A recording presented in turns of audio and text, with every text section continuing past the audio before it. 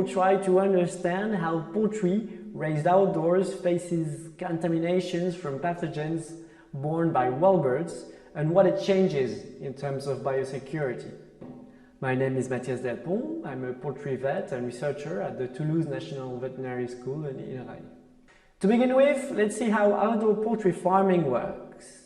In free-range broiler chickens, for example, slow-growing chickens are used and they're also raised in lower densities. Outdoor access is granted after the rearing period when the chickens are old enough. Outdoor access is granted during daytime and the chickens go back indoors during the night. And the chickens access the outdoor range using small openings. With some exceptions, the same concept will apply to free-range layers. The effect of free-ranging on health is linked to different factors: pathogen exposure, growth speed, weather conditions, and sometimes predation. Here, we will discuss pathogen exposure only, so biosecurity. Regarding parasites, they can be of wild bird origin, they can have hosts on the outdoor range, and they can have a longer persistence in the outside. For example, Histomonas meleagridis, which may have worms as a host, are a major problem for free-range turkeys. Genetic data obtained on viruses from wild birds and poultry clearly show that domestic outbreaks of avian influenza may come from a wild bird origin. Contamination by wild birds may result from direct or indirect contacts.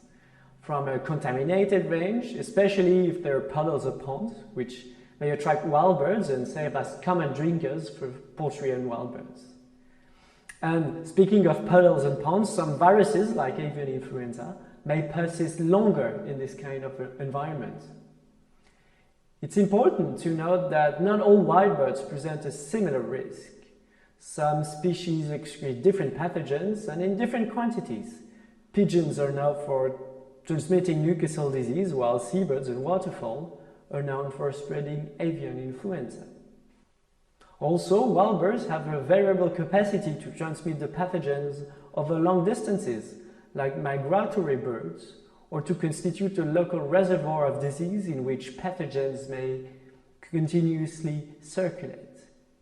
Finally, we should consider the type of frequency of contacts between the poultry and the wild birds on the range.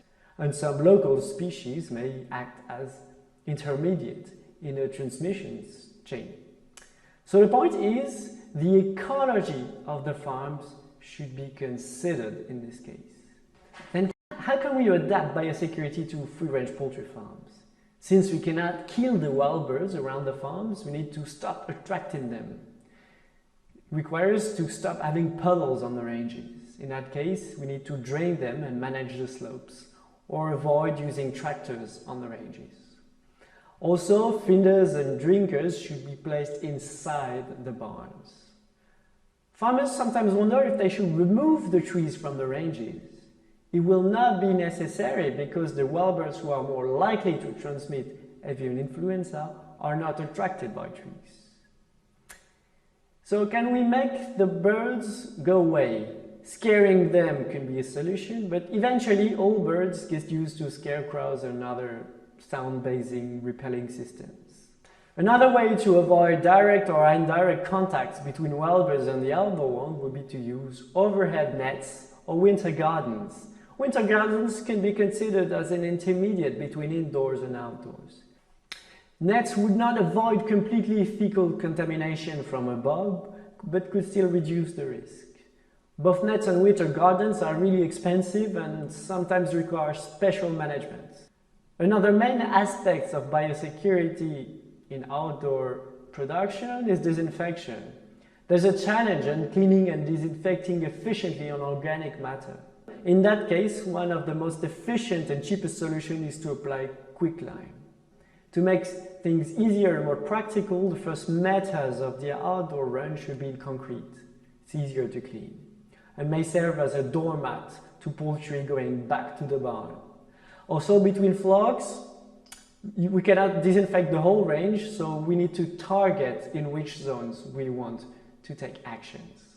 It may seem contradictory, but when the risk is too high, the last line of defense against the infection from wild birds is to keep the poultry indoors. It is indeed exceptional and was tried in a case of very high risk of influenza. In conclusion, not every farm is equal, as the risk of infection from wild birds depends on the disease, the epidemiology, the time of the year, and the local ecosystem. Some factors cannot be controlled by the farmers, but some solutions do exist and permit to reduce the risk. And we should not forget that there are also some major benefits in having outdoor production. We have more robust poultry, less treatments, we have some welfare aspects, and also some ecological benefits. And also, we should not forget the other way around, that poultry may infect the wild birds.